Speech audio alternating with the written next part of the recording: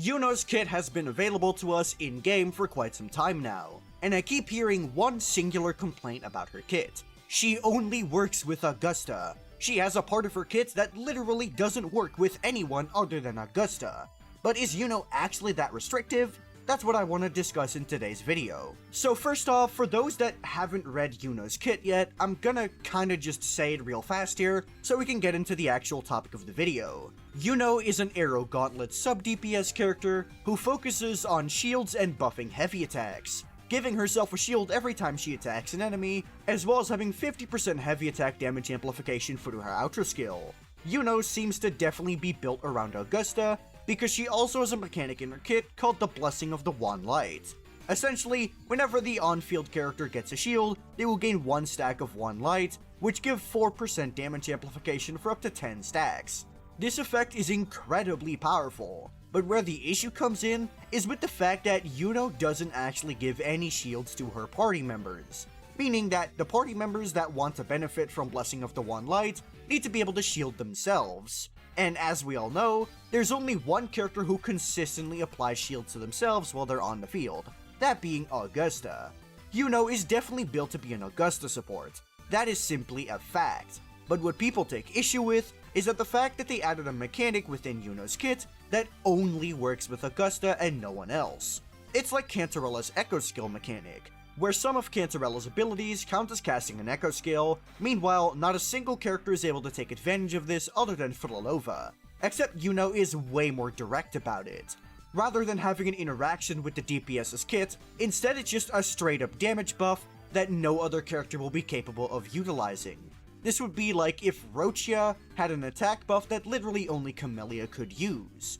There's no good workarounds to this either. For example, Lupa highly encourages the Mono Fusion team comp, and obviously she's built to be played with Brant and Chong-Li. But there are plenty of other fusion characters within the game that you'll be able to put into this team comp to take maximum effect of Lupa's buffs. But Iuno doesn't have something like this. You can't just work around her gimmick with a certain teammate. No, you kinda have to just run Augusta, and Augusta is the only character that's capable of truly abusing this effect. This is what people are complaining about and what they mean when they say that Iuno only works with Augusta. But I'm here to challenge that claim. Iuno is way more versatile than people seem to think because, well, Iuno actually has effects that work for a lot of different characters. First of all, her Ultra skill. This is the thing people almost always look at when judging a sub-DPS character, but for Iuno it seems like people just decided to ignore this. Iuno gives 50% heavy attack damage amplification on her Ultra skill. This is the strongest Ultra skill in the entire game except for Phoebe's, because, well, let's look at every other 5-star. They give only 45% damage amplification, which is 5% less than Iuno's. And while Phoebe gives 100% on her Ultra skill, this is partially because Spectrofrazzle at a baseline just does no damage. And because of this, Zani ended up getting caught in the crossfire because now she is basically wheelchaired to 100% damage amplification from a support. Zani aside though, because I've complained enough about that character in the past, Iuno has the second strongest Ultra skill in the entire game, and it's not locked to a specific element and type combination. It's simply just 50% to heavy attacks. This means that any future heavy attack DPS will be capable of using Iuno quite well. Iuno is obviously a character meant to use with Augusta, and because Iuno and Augusta don't have the same element, they had to work around that with Iuno's Ultra skill, and accidentally they created a pretty universal sub-DPS character. If we're gonna say that Iuno is restrictive, just because she has one mechanic in her kit that only Augusta can abuse, this means we have to give the same energy towards every sub-DPS character. What I mean with this is that if there's even a single part of the character's kit that only one character can truly abuse, we have to give that same energy towards that sub-DPS character. As an example, Shakona. We have to say that Shakona only works with Cardathea because Cardathea is the only character that actually abuses arrow erosion damage. Sure, you could argue that arrow erosion damage is not a mechanic locked to Cardathea, but you'd still have to give that same energy. If we want to go to a different example, let's go to Brant. The only good fusion character that does fusion damage and skill damage primarily is Chong-Li. So clearly, Brant only works with Chong-Li, right? No.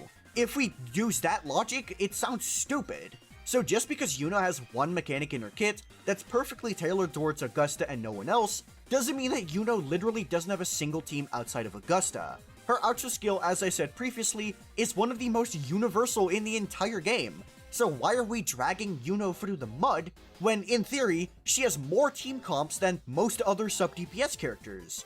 Or at least more team comps where she can be abused to a good extent. Sure, Iuno has bigger competition than someone like Brant does, because Mortefi is an incredibly powerful character.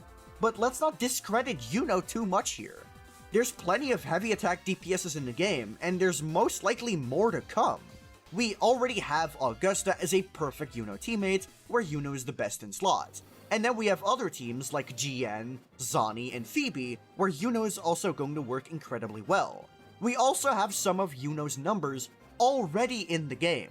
Sure, we only have the numbers for level 1 Forte, but going from level 1 to level 10 usually around doubles the multiplier, which means that we'll be able to get a good estimate to what Iuno's personal damage is going to look like. And based on what I've seen, Iuno's personal damage is going to be very high, among the highest of all sub-DPS characters. So not only does she have a pretty universal Ultra skill, she also has very strong personal damage, meaning that there's a very good chance that Iuno ends up being best in slot with any heavy attack character whose personal damage is not as high.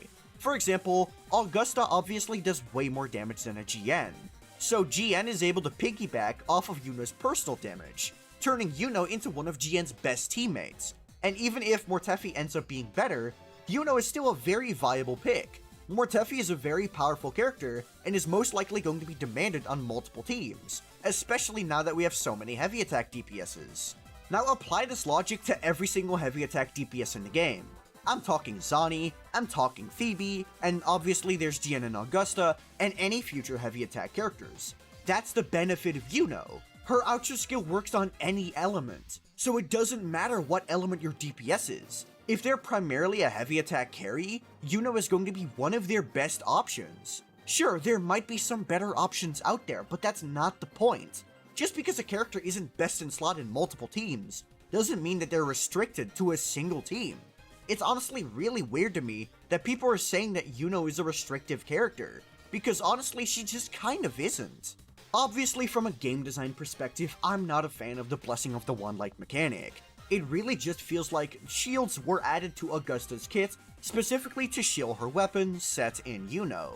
I'm not a fan of how they went about it, but calling Iuno a restrictive character is honestly just, no, it's false in almost every single way. She works with plenty of DPS characters even if she's not the best in slot. She has a very good potential for the future due to her high personal damage and universal Ultra skill, and she even has a pretty viable main DPS team, either running with Shakona and Arrow Rover, or Yinlin and Shorekeeper. If you think Iuno is restrictive, you're only looking at the kit and not about the practical uses.